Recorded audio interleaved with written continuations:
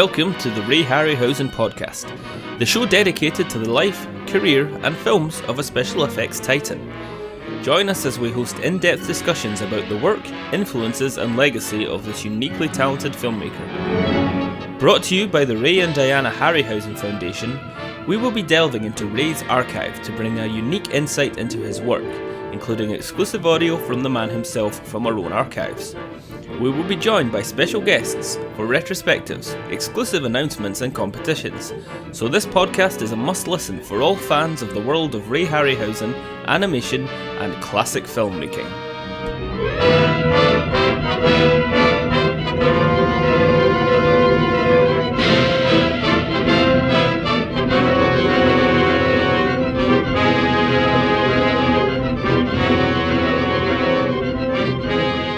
And welcome to episode 47 of the Ray Harryhausen podcast, or number 15 of the Harryhausen Vodcast, if you're watching by our video channel on YouTube.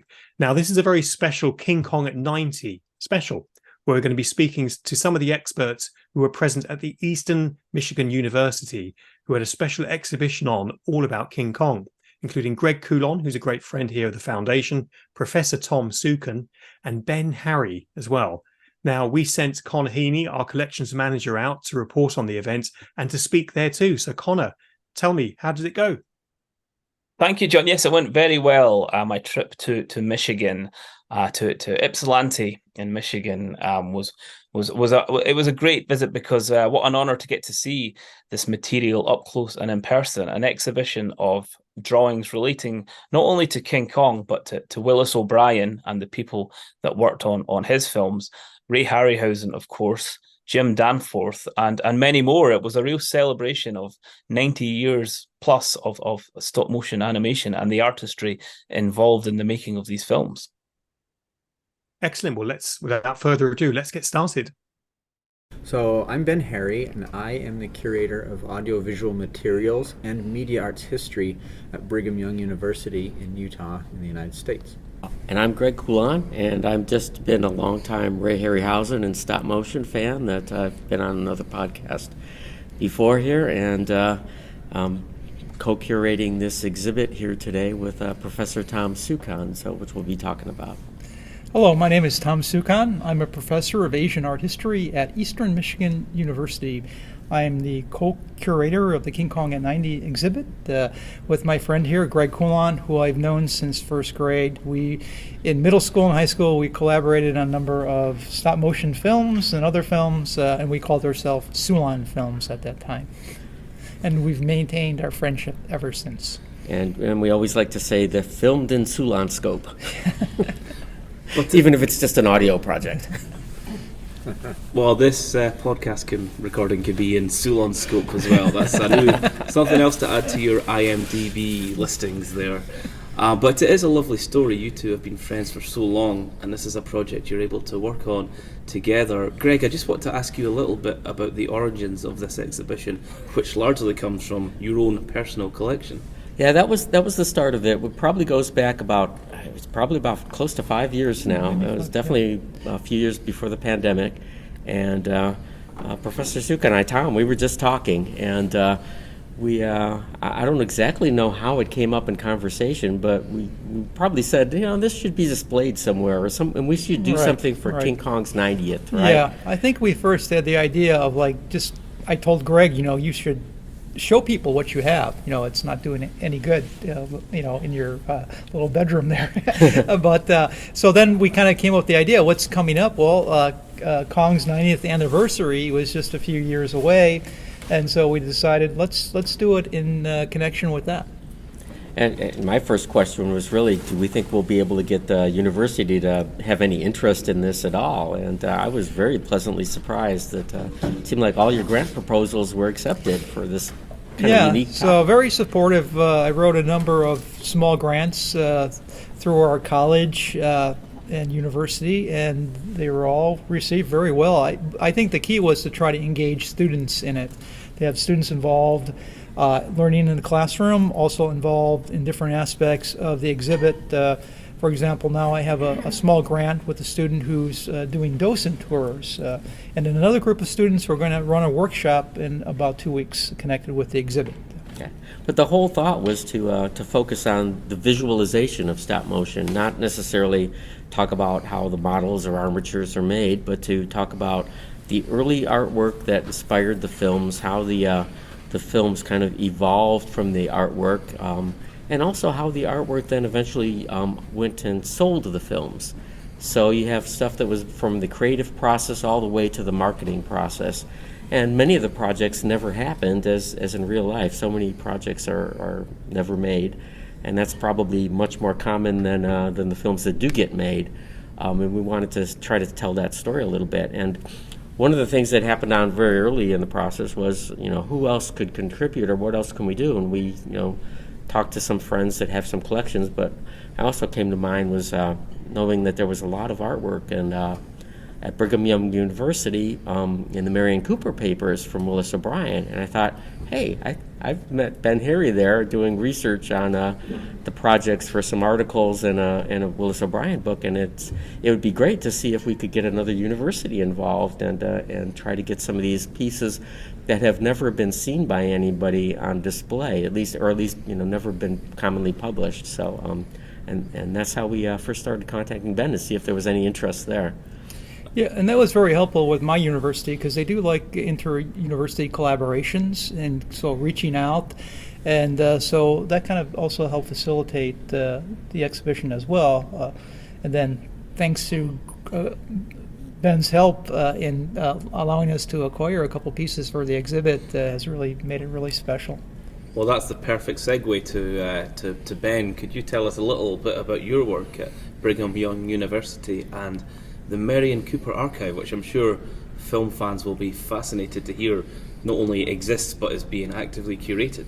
Yeah, we actually have two collections at Brigham Young at BYU that that closely relate to Kong, and the first one we've talked about, and that's the Marion C. Cooper papers, and that is about 68 linear feet of correspondence, personal papers, scripts, films, his own personal copies of Kong and the other films that he's made, and of course artwork, on some of these projects and storyboard work. So it's a really wonderful collection. We did finally have a biographer come and write a biography of Marion C. Cooper. Mark Cadavaz wrote Living Dangerously, and that's a great resource for someone who's interested, and he leaned heavily on what we had because we had so much great material. It's really neat to do primary resource material or research though with those things and see what projects were in development, what things he was doing in his life. He was just quite a figure that you could make a feature film about. And so if anyone's interested, we can talk more about Marion Cooper, or you can read about him and look up.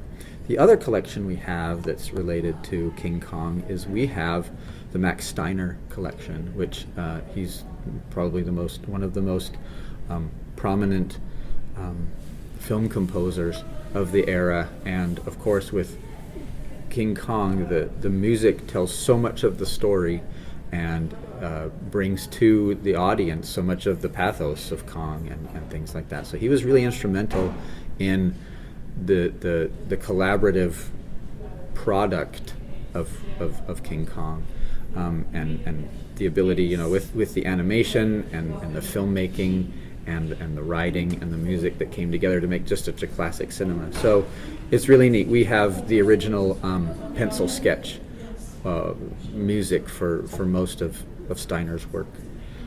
He did score over 300 films, so we have about 180 of those, and it's an immense library. But that's a secondary collection that's also really connected. That's fun to celebrate. So we'll talk specifically about some of the collection items that you've provided for the exhibit, as well as maybe some of Greg and Tom's highlights as well. But I'm quite interested to know, as a film historian, your thoughts on King Kong at 90 and why this incredible film, which inspired Ray Harryhausen's entire career, why it still looms large in popular culture to this day. Yeah, well, Kong is amazing because of its lasting legacy. There's so many films that you can watch today and you say, well, this was influential, but audiences won't react to them very well today, modern audiences. But one of the lasting things with Kong is that it was influential in its day, but today when I show it to students or my children, it still has visceral effect on them. It's such a fantastically paced film, and it's just entertainment and larger than life spectacle from the first frame to the last frame, and it really holds up well. And so it's a classic that's really stood the test of time, and that is still going to, I think, influence people going forward, because it's still going to get regular screen time and replay value. And Greg, you mentioned that too. The date of 2023 was looming large because you realised, wow, this incredible movie is approaching its 90th anniversary. Exactly. And what people don't realize is that Kong was not the biggest film of its year when it came out in 1933, and its influence grew over time. If you look at the year-end reports for 1933, Kong did not make the top 10 movies of the year. However, it had very successful re-releases in 1938, 1942, 1952, and 1956. And in hindsight, by today's, it is now the biggest grossing movie that was released in 1933, but it didn't make the top 10 then. And people seem to, forget that when they look back at the perspective. 1952 was probably it might have been the most successful re-release of a film in all time, and most influential re-release, because that was at a point where King Kong dominated screens. It was Time's Film of the Year, and what more than that is it inspired the whole genre of. Suddenly you had Ray Harryhausen's Beast from 20,000 Fathoms come out in 53, in large part because people were willing to put into that because of the 52 re-release of King Kong being so successful. That led to Godzilla. That led to Beginning of the End and so many other science fiction films that, when you look at the screens today, what are the popular movies? You have King Kong and Godzilla on the screens today. Probably would not have been there, and I think cinema would be a lot different today if Kong had not even been re-released in 1952.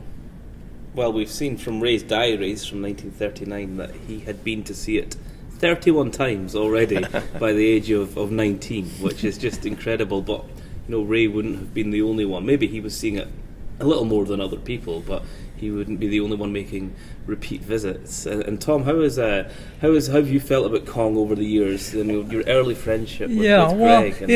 Really, King Kong was a cinematic experience of my lifetime. I mean, it maybe isn't my all-time favorite film, but the first time I saw it was definitely my all-time favorite cinematic experience.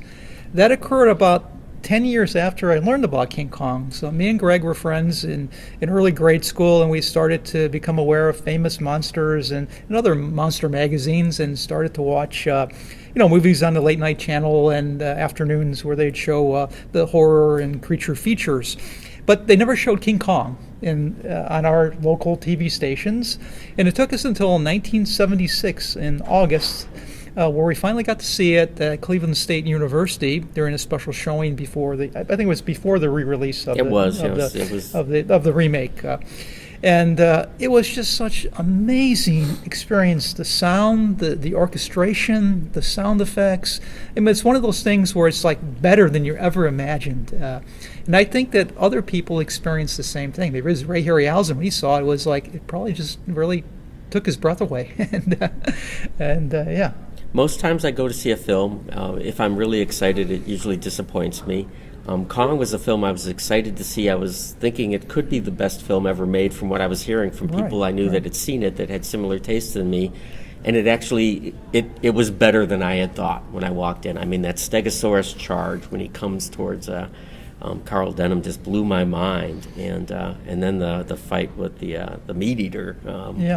You can argue whether it's an Allosaurus or a Rex. I mean, I know paleontologists that will still argue that, but So it was really an influential film in my life as well. Not only interest in my own sort of interest of making monsters and creatures and things like that, but also have seen it on a college campus, the first time I ever stepped on a college campus, and it's just like saw people are interested in these kind of things. It's like it really inspired me to want to go into academics and to be part of that environment. So yeah. That's excellent. And now this exhibition, it covers not just King Kong, it covers quite a long period of time where we're seeing Willis O'Brien's earliest works through to The Lost World, King Kong, Son of Kong, Mighty Joe Young, some of his later films, and then the people that influenced, including Ray Harryhausen, Jim Danforth, and Tim Burton, and the chaps that made Jurassic Park. So it's really a history of stop motion art. Could each of you tell me what your highlights are from the exhibition? Which artworks you're most excited about? Okay, well, I guess I'll start. My favorite piece is it's a piece that is probably from This Is Cinerama, and Cinerama was in the early 1950s, and television was competing now with movies, and movies needed to somehow get bigger to compete with television because they wanted to get people out of there and pay for a seat in a theater as opposed to sitting home free.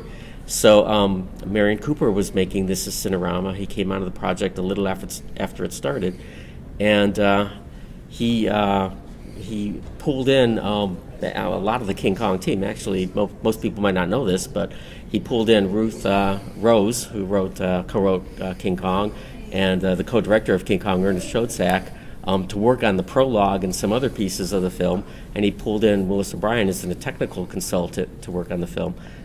It's not clear, but this is likely a piece of art that was meant by Obie, Willis O'Brien, to be a part of an intro to the film where it discusses the history of theater, right? The history of performance theater, which led up to This Is Cinerama being the latest form of high art, right? Multi-channel sound, widescreen, and color, everything. And to me, it's a wonderful piece, not only because of where it fits in film history and this. It beautifully captures. It's a dinosaur, a sauropod, basically like a brontosaurus, rolling kind of on a ball in front of a caveman, and the cavemen are all in almost in a theater watching a show, watching this dinosaur perform. There's another Triceratops on the third panel. It's very humorous. It's technically interesting because of how O'Brien split the work between the three cameras. It's visually very imaginative, and it also happened to be the very first Willis O'Brien piece I ever did procure. So it has another special place in my heart because of that. But even if it wasn't the first piece, it might still be my favorite because it captures so many things in one fairly small piece of art. Well, there are so many wonderful artworks in the exhibition. The O'Brien things I really, really love. I guess if I had to pick one favorite, it would be a double-sided sketch that Ray Harryhausen did in his early years, maybe in his 20s. And on one side features a sort of Charles Knight-inspired leaping Allosaurus, and the other side is an alien with tentacles, or how would you describe it? It's some sort of spider legs or something. Yeah. But anyways, I just feel it's a wonderful drawing. He also has a little sketch there of a gorilla, which may be a Kong reference. But it's an early work, and you kind of see how he's struggling with his drawing. And I always took inspiration from Harryhausen, not only from his films, which I really love, but also the man himself and how.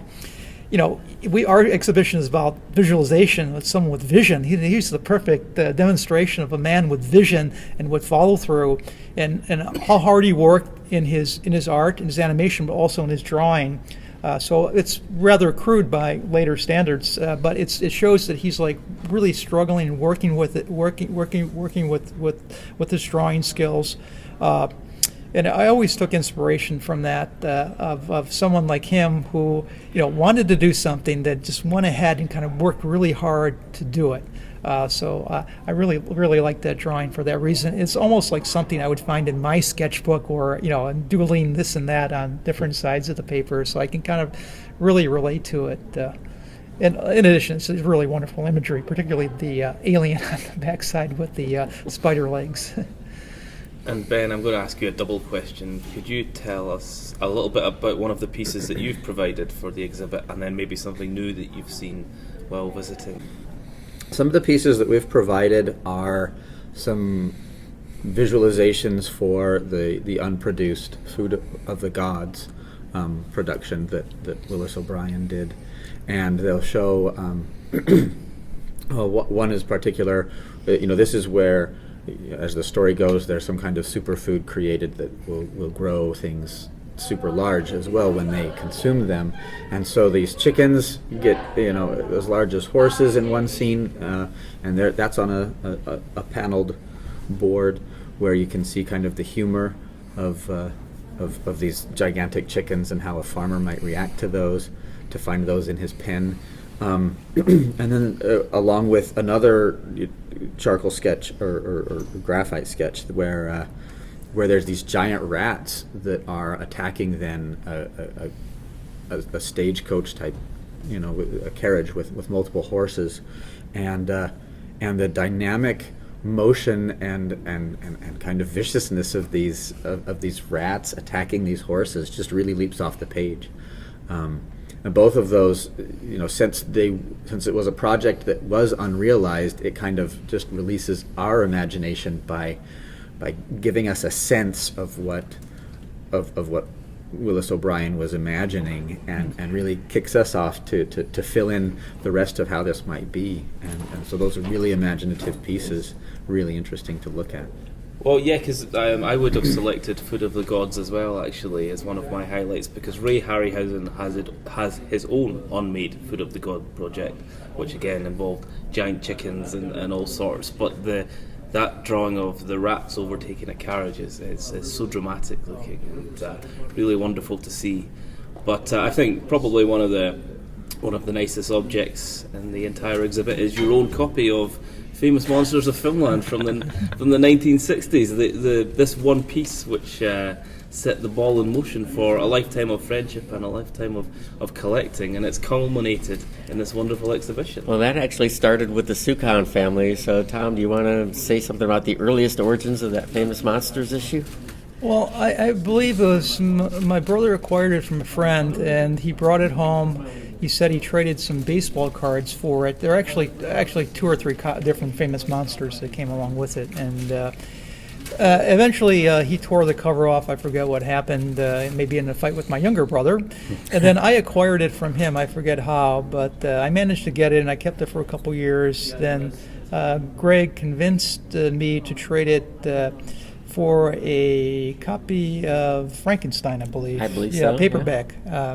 So I think we traded it in maybe third grade, and Greg has maintained it ever since. Yeah, and it's it has an article in it. This is the Famous Monsters 1962 annual, which also happens to be the year Willis O'Brien passed away. So there's maybe multiple connections, although this came out before Obie passed away.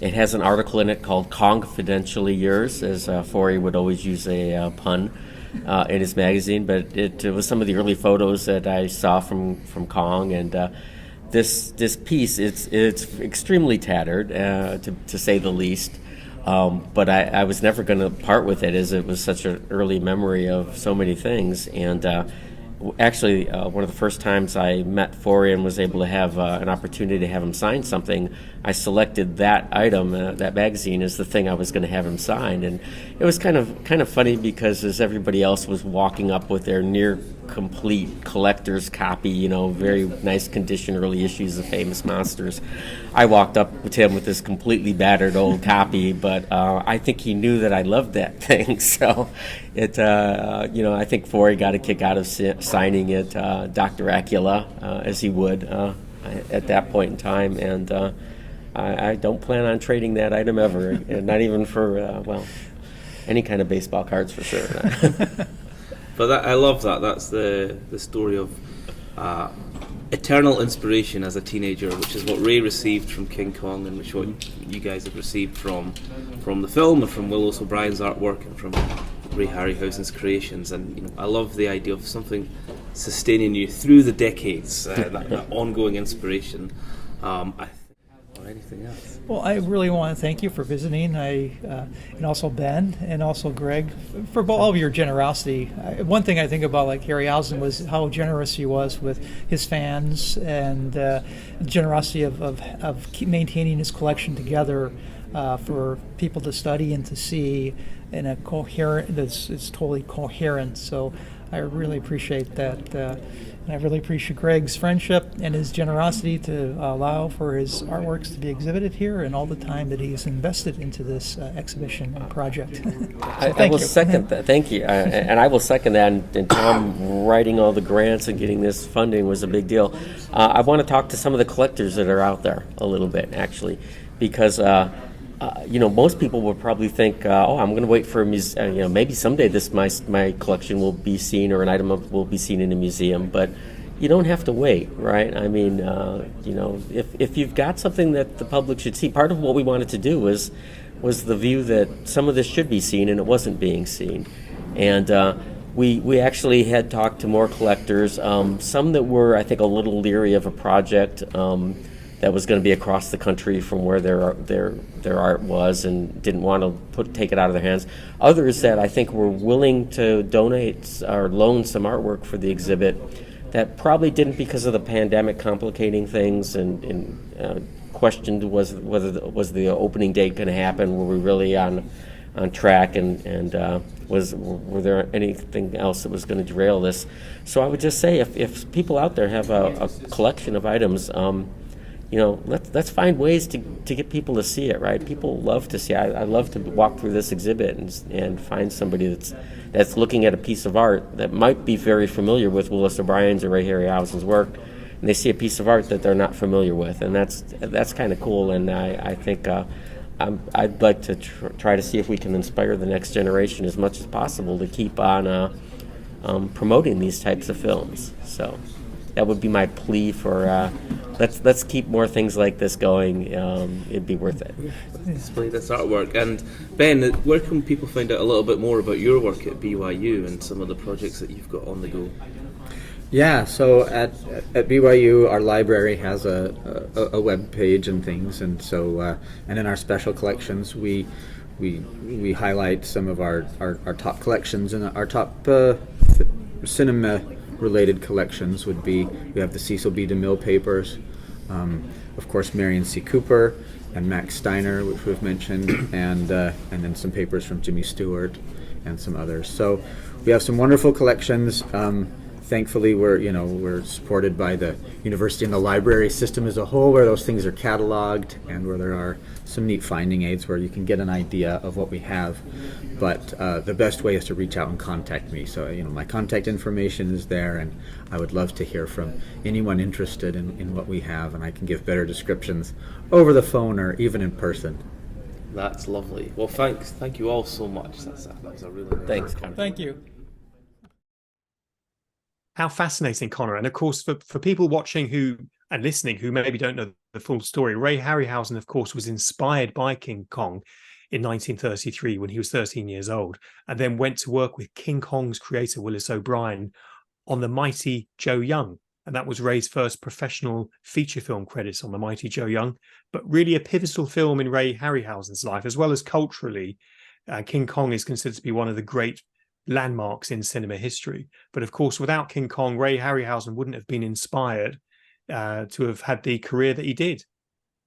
Yes, that's right, and I think that's why it's so important to us. Particularly, it's lovely that Ray was able to meet and learn from Willis O'Brien and befriend him for so many years as he was starting out on his own career.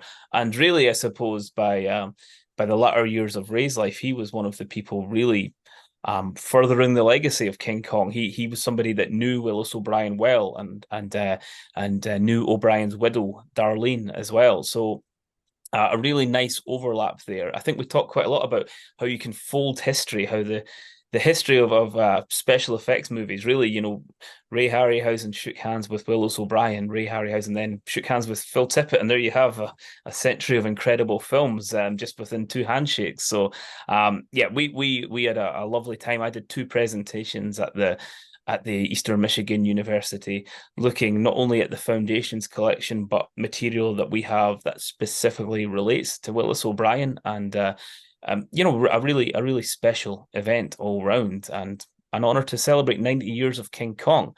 We also had a special screening of King Kong in the UK back in May at the Forbidden Worlds Film Festival on an IMAX screen, which was really a kind of breathtaking event. Seeing it on that size of screen, the restored version of the film, you're seeing it as the people in 1933 would have experienced the movie. So a big shout out to the Forbidden Worlds team, Timon Singh and the rest of his diligent festival team, helping to celebrate the legacy of King Kong and of Ray Harryhausen. And of course, when we think of King Kong's legacy, Kong is still with us in other film versions. Ray Harryhausen himself tried to make a version of King Kong. You can read all about that in my book, Harryhausen, Lost Movies. Sadly, that didn't happen. But King Kong continues in popular culture. There's been recent King Kong versus Godzilla's. And I know fans of the original 1933 believe that's the standard to which no King Kong film has met yet. But Peter Jackson's film was enormously successful in 2005. I'm personally a big fan of the 1976 Dino De Laurentiis, John Gillerman King Kong. I know that people are shocked when I say that, and I've spoken to Ray about that in the past. But there are some great special effects in there. It's not a comparable piece, but it was a successful film and still works. And that's had a 4K restoration by the folks down at Studio Canal in partnership with Paramount Pictures. And for those who are Kong completists, and some people have to cover their ears when I say this title, we should have a warning triangle. King Kong Lives from 1986, rather, the sequel to 76's King Kong, has had a HD release for the first time, and that's available now on Blu-ray as well. And it looks really splendid, and there's some interesting extras on there you can find out about the film. But for those of you who are completists and specialists, you can take your hands out of your ears now, because I'm not talking about the Dino Kongs anymore. And also for fans of Kong and those who are interested in what happened next after Son of Kong, it was, of course, Mighty Joe Young. And I've just created an unboxing video for that you can see on the Harryhausen YouTube channel or on my channel here at Walsh Bros. And if you comment below the video and subscribe to the channel, you're in with a chance of winning your very own Mighty Joe Young. And of course, for many people, Mighty Joe is the natural successor to Kong, because he was created, of course, by Willis O'Brien, and Ray Harryhausen was working there for the first time on Mighty Joe. The animation and the compositions and the rear screen projections, the whole composite of it is really quite wonderful. And I think it deserved the Oscar, Connor, that it won, didn't it? Yes, definitely. Mighty Joe Young is a companion piece, definitely to the original King Kong, but it's a fantastic film in its own right. And I was speaking to somebody from the States very recently who said they still watch it with their family every Thanksgiving. It appears to be a bit of a Thanksgiving tradition in the USA to watch Mighty Joe Young, and we've spoken to some very high-profile fans of that film. I remember your commentary with John Landis, where he spoke about how much Mighty Joe Young meant to him. So a very special movie, and again, Ray Harryhausen worked on that film as the first animator alongside Willis O'Brien as the supervisor, and really nice overlap there between two legendary creators of special effects. That's right, yes. And we asked John Landis, which film would you like to sit with Ray Harryhausen and chat with him about for this commentary record season that we did? And he immediately said, "Oh, Mighty Joe Young, please." And he was wonderful.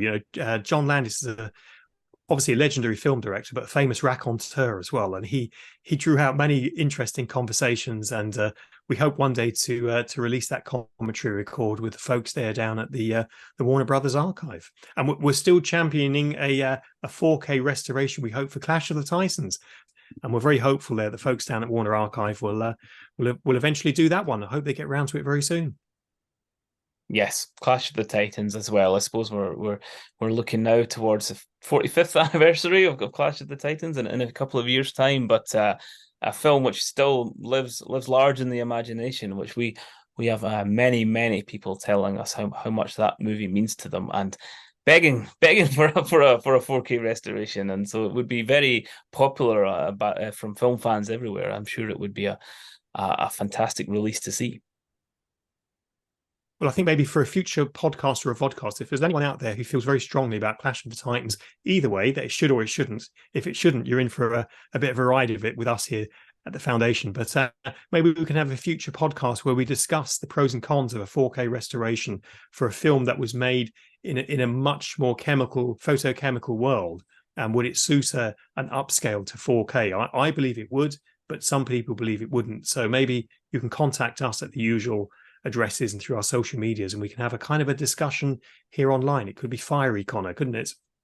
Yeah, people are very passionate about films and restorations and perceived changes that are being made to the original movies. I think you've spoken before about being with Ray when he was contacted about a restoration of Jason and the Argonauts, and maybe the flaws that the upscaling was perhaps revealing in the original film, and whether those should be airbrushed out or not. And Ray was very much of the opinion that he wanted the films to look as good as they possibly could. Yes, I mean, Ray was he was pragmatic about these things and felt that you needed to embrace new technologies. We have stereo mixes on his films. Nobody objects to that. High quality digital, high definition picture. I don't think people object to that. And the removal of dirt and hairs and what's called straightening the gate and fixing gates so there's no sort of movement within the frame. But I think some people draw the line at wire removal. And I know that Ray was contacted by Grover Chris from the Columbia Archive down there at Sony and asked, did he want the wires removed from the Harpy sequence digitally for Jason the Argonauts? And Ray was very much of the opinion that they should. And he asked me, lowly me, and I said, if I'm answering honestly, I'd have to say perhaps no, but it's very much your choice. And of course, Ray coloured some of his previous black and white classics with some colorization experts there in Hollywood. The original versions are available, of course. And with all of these things, if there is some technical changes to the picture and the sound, I think once the original films are still there to view, I think that's fine. I don't think we're looking at a Star Wars situation where the original films were digitally altered and new characters were overlaid previous characters. I think the worst example of that, and the one that most sticks out in my mind, is Cy Snoodles and the Max Rebo Band in Jabba's Palace. There was a great track that they sang on the original film, and the puppetry that was created there kind of really worked in that smoky atmosphere. Now you have these digital clowns jumping around, but I'm going to give you what Lucasfilm are doing. I'm going to give you a counter argument to that, though, John. I've just sat and watched all of the original Star Wars trilogy with my 6-year-old son. And during that particular scene in Jabba's palace, he turned to me and went, "I love this film." It really kind of appeals to the younger audience. He also said that the Phantom Menace was his favorite of the Star Wars films that we watched. So I guess George Lucas knows what he's doing really deep down, because it does seem to just net in a new generation. Every little tweak that's made to those original Star Wars films seems to capture a new audience of young people. And I remember growing up, because I've got much younger brothers, they didn't really see the difference between the prequel trilogy and the original trilogy. They just saw them all as great Star Wars films. But it gives us something to talk about. It certainly inspires a lot of debate among film fans. Absolutely. If we think all the way back to 1983's Return of the Jedi, when the Ewoks came on, people were like, well, hang on, what's going on here? And yet it drew many young people in, as you say. Many people were like, Ewoks were the entry points for much younger viewers who are watching. So absolutely. It's definitely a sign that we're getting old when we complain about the films being changed. I like it the way it was, so it's a sign of age there. Don't let the filters on this video fool you, but we're both very old, aren't we, Connor? Yeah, I think I seem to be getting older than you. Somehow I could be catching up. I think, again, I spoke about my 6-year-old son there. That's definitely, I'm definitely feeling more elderly and, well, wiser, I guess. Maybe wiser is the word, when I get to see how things are changing. I think we all like things the way we remember them, but yes, the world marches on. The world marches on indeed, and so does these podcasts. We'll have to bring this one to a close here, but As before, please contact us with any questions you have about anything you've heard in the podcast. You can contact us via rayharryhausen.com and find out our social media links. Thanks for listening, and we'll see you next time.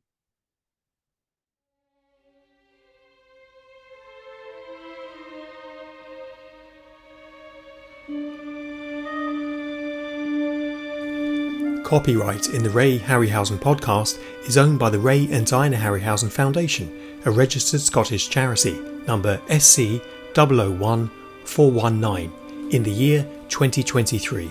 This recording may not be used or repurposed in whole or in part without written permission from the Foundation. The views expressed within these podcasts do not necessarily reflect those of the Foundation, its trustees or employees.